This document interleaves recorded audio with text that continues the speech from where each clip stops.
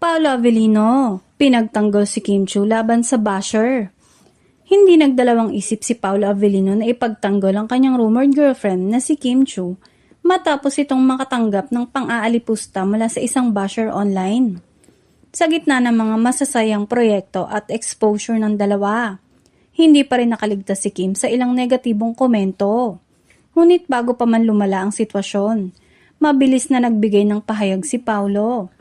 Iginiit na niya na hindi karapat-dapat si Kim na makatanggap ng ganitong uri ng pambabatikos. Ayon sa aktor, mas kilala niya si Kim sa likod ng kamera. Isang masipag, mapagmahal at totoong tao na patuloy na nagbibigay inspirasyon sa mga manonood. Pinayuhan din niya ang bashers na maglaan na lamang ng oras sa mga positibong bagay kaysa sa paninira. Maraming fans ang natuwa at sumuporta sa naging depensa ni Paolo at nagtrending pa ang kanilang pangalan sa social media.